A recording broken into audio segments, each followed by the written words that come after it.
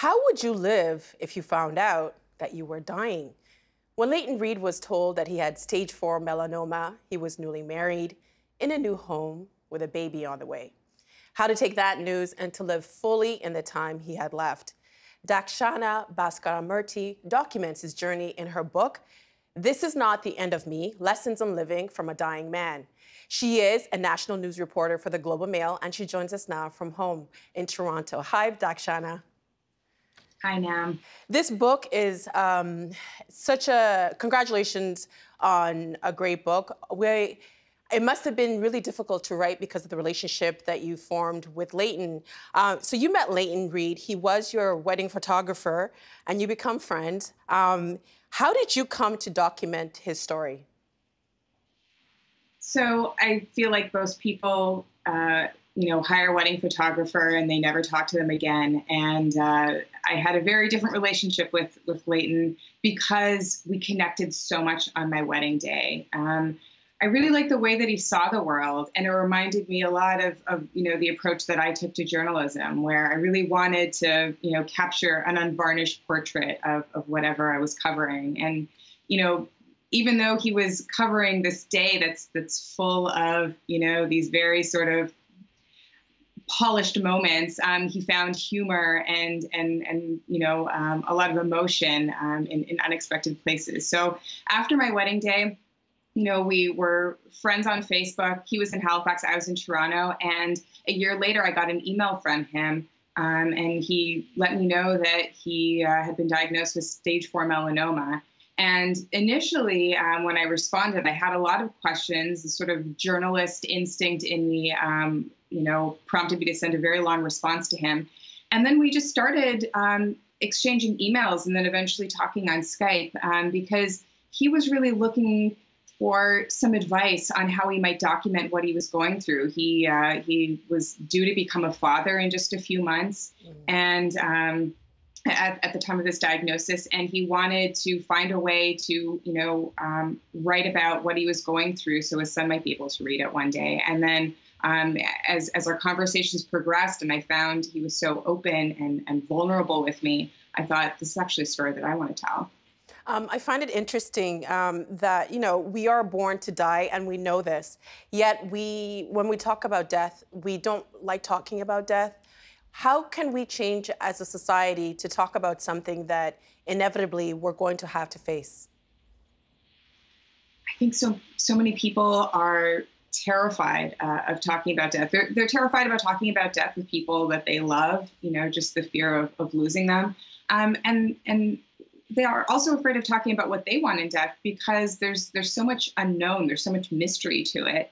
In the place of mystery grows fear. So what I really learned from working on this book and following Layton and his family so closely was that we should start talking about these things kind of long before they seem inevitable. I mean, at the start of my journey with Layton, he knew that death was probably coming in a couple of years, as did I. But he also had the benefit of a long runway before it happened. We started this project together at the end of 2013, and he lived into the beginning of 2017. So, when it came to telling his friends and his wider circle that he was dying, he was inundated with all of these very well-meaning messages, but messages of fear and of people trying to offer him, sort of empty platitudes of you'll get through this and you'll get better. He wasn't going to get better. And that didn't offer him very much comfort. I think what he really liked were people who were there to listen to him, people that gave him space to talk about what he was feeling and what he was afraid about, and also people that let him still be alive and still have the interests and the experiences of a healthy person, because, he knew he was dying, but that wasn't the only thing to define him at that stage of his life. When he got the terminal illness diagnosis, he was newly married, new home, expecting a baby on the way. What did fatherhood mean to Layton? Layton in his 20s was, that typical bachelor who did not want to get married, did not want to have kids, didn't want to be anchored anywhere, and would be probably like the last guy in his group of friends that anyone would ever think would become a father. But his desires changed. His wife really made the case that they should have a child together, and in his 30s, knowing that this baby was growing inside his wife, his value system just completely reordered itself. And I think a lot of that, had to do with the cancer too. He knew that there was this finite amount of time that he would have with his son. And, the tiniest things, that I think a lot of new parents would complain about were things that he cherished and moments that he cherished. And, his son was only 3 years old when he died, but Layton's, his obsession in the last year of his life was what he might leave behind for his son. He curated this box of objects that he hoped might give his son a better understanding of what his interests were and what his sense of humor was. And he also called upon all of the people in his network that he'd met, since he was a child, to submit video stories of experiences they had with him. And one thing that I really was moved by was how he invited them to share unflattering stories about him. He really wanted his son to have this full and well-rounded portrait of who he was, flaws and all. I thought that was super interesting because I think we always want our kids to think that, we were great and all this, but I think it puts on so much pressure on them. When you start reading this book, the first chapter is very raw and very jarring. Was that intentional? Yes. So I'm sure my publisher was was a little confused about why I wanted to start the book the way I do. We start in a hospital room, and Candace, Layton's wife, is, in the throes of labor. She's having contractions. She's screaming out in agony. And then Layton is just a few feet away, but on the other side of a wall in the bathroom attached to her room.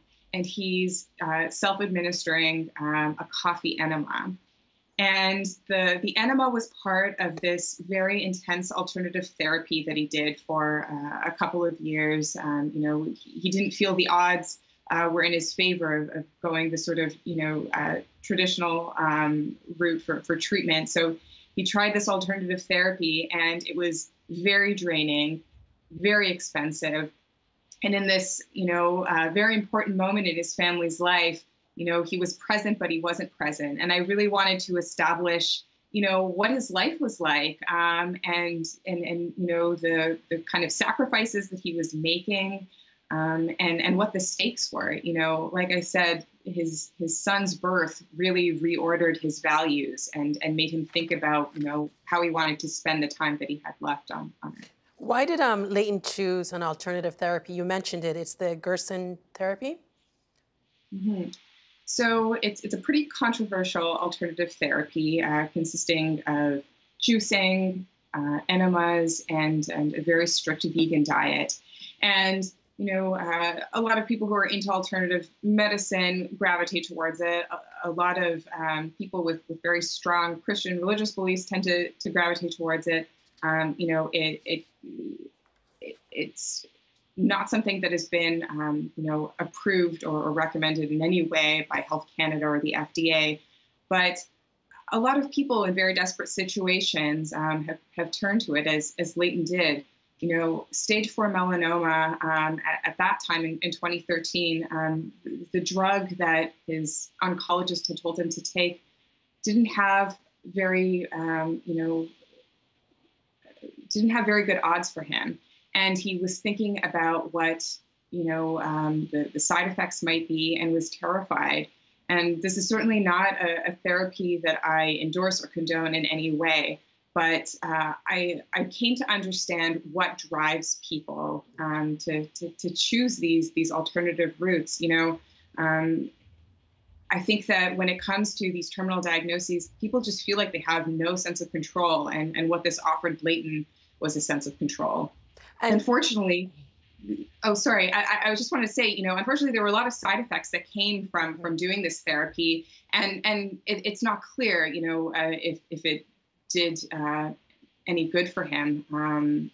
There's really no way of knowing, but he continued to live for a couple of years after, and he and his family credit the therapy in some part to it, although there are no doctors who can back that up. Can you, because I think the therapy also, the way you documented in the book, it didn't just impact him, it impacted his whole family. How did his terminal illness, the diagnosis, and the treatment impact the whole family? So Layton had been traveling around the world. He was actually about to move to Australia at the time that he was diagnosed with melanoma, and instead, uprooted his life and moved to Halifax, which is where he'd grown up and where his parents were.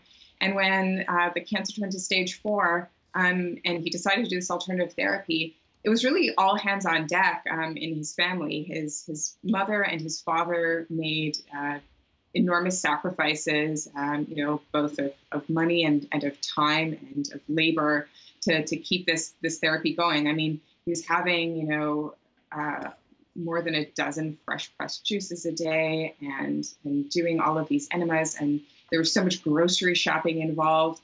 And while this was all happening, he also had a newborn at home. And his wife was trying to, nurture this firstborn child, but also, trying to pitch in with all of the things that had to be done around the house and to help Layton again with the therapy. So it was like all of the people in this circle put their lives on hold for a couple of years to help Layton extend his life. I want to read a passage from the book. You write in the book, "It was a strange spot to be in. He shared so much with me. Sometimes he confessed, more than he did with Candace and his parents, and Candace is his wife, that our friendship had evolved into something I hadn't expected or prepared for. I recorded most of our conversations and took notes every time we talked, whether I was scrolling them in a notebook or typing them in my laptop. I was now emotionally invested in Layton in a way I was with any of my close friends. Still, I never lost sight of the fact that I was also writing about him and his family. Sometimes I wondered if he routinely forgot that, despite constant reminders that I was planning to document his story. Or maybe there was some kind of logic that governed all of this.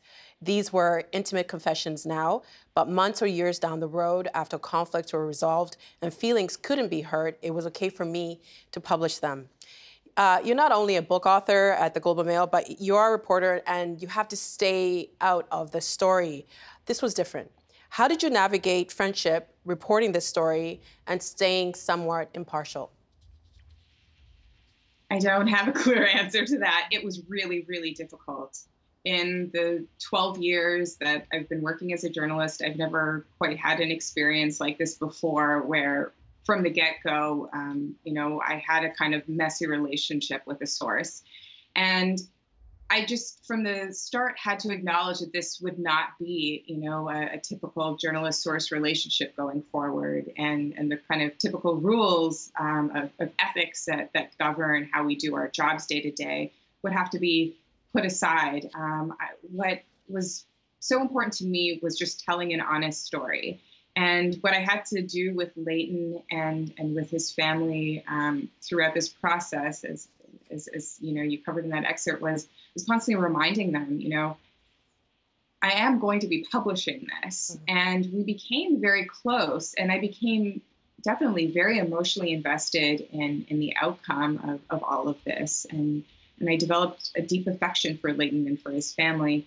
But I also thought that would, help in some way with, building trust with them. And I never wanted them to feel like, this was like I was using them, or this was some sort of betrayal. And I think that they're just unusual people in that they were really committed to telling an honest story too. And they wanted me to see, even the embarrassing moments of their lives over these years, even the disappointments, even the anger and the resentment that normally bubble up in families when when they're facing, really tense situations. Elizabeth Kubler-Ross' 5 stages of grief are well known: denial, anger, bargaining, depression, and acceptance. Not necessarily in that order, but little is known about anticipatory grief. What is that? So anticipatory grief, in Layton's case, was the grief that he and his family experienced, and I experienced, knowing that he was going to die. This was a pretty strong inevitability that this would happen within a couple of months or a couple of years after his diagnosis, and grieving, things like the life that Candace, his wife, wasn't going to have with him. Grieving the fact that her son was going to grow up not really knowing him. Layton, was grieving the marriage that he thought would last him the rest of his life. So there was so much to grieve before he was even gone, and that really characterized, especially the last couple of months of everyone's life. When he was about to die, and I think the thing that made the grief journey afterwards so varied for the people in his life was just how they were with him at the end. With Candace, his wife, she talked a lot about how, in the last couple of weeks, he died at home. The last couple of weeks, the cancer eventually spread to his brain, and it really affected, his cognitive function, really affected his memory, and most importantly, it affected his sense of humor. Sense of humor was sort of a defining personality trait of his. And when that was gone, it felt like so much of Layton was gone. And so, in some ways, she said that it felt like his body, while, still breathing, while his heart was still pumping blood to the rest of his body, he was still alive in some sense, but in many ways, he was already gone to her. And so, she was grieving for a long time before, he was actually dead. There are 2 people you were close to that didn't live long enough to read this book: Layton Reid, who is the subject of this story, and also your father. What happened to your father? So when I was working on the early stages of reporting this, 2013, 2014, my dad was diagnosed with PSP, which is a neurological condition very similar to Parkinson's, and it's drug resistant. And, he deteriorated over the course of a few years quite dramatically. And it was very similar to the experience I went through with Layton, just seeing this person, so full of life, so energetic, just kind of wither in many ways. And my dad eventually lost his ability to speak, his ability to see, and we had to move him into long-term care, which was a really difficult and heartbreaking decision. And while he was there, I brought a lot of these lessons I learned from the end of Layton's life into the way I treated my dad. When I would go to visit him in long-term care, we couldn't really have conversations as we had them before, but I wanted so desperately to provide a space for him to feel comfortable and not pitied. And I would bring the newspaper, his great love was reading the news, and I would read that to him. And I just wanted to, preserve some sense of normalcy in his life at the end. And I really credit Layton for teaching me that.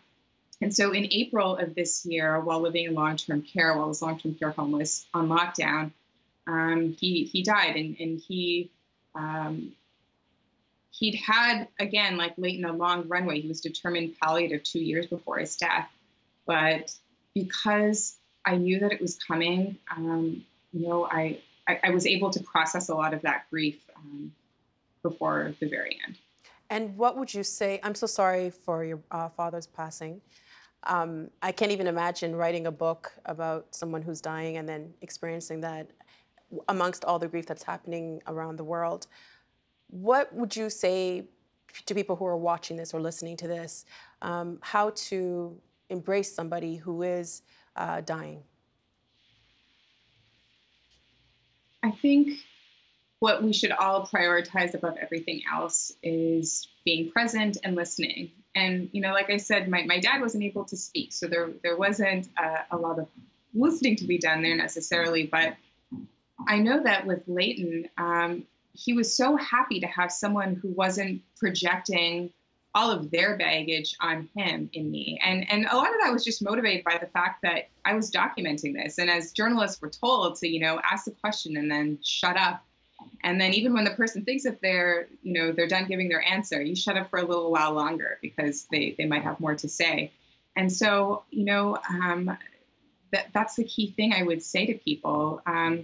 It's so scary already to know that you're dying, but then to have to absorb everything else that other people are putting on you is a really unfair burden that we place on people who are terminally ill. So be present, listen, and if you can, try and do some of the things that you did when this person was healthy with them, now that they're dying. I know that Layton appreciated so much just the tiny joys of going to a restaurant and getting a hamburger. This is what he did after he quit Gerson therapy, and simply going on trips to the beach with his family. So I think that those were all of the small things that we so desperately need at the end, rather than, a really ambitious bucket list of things to check off.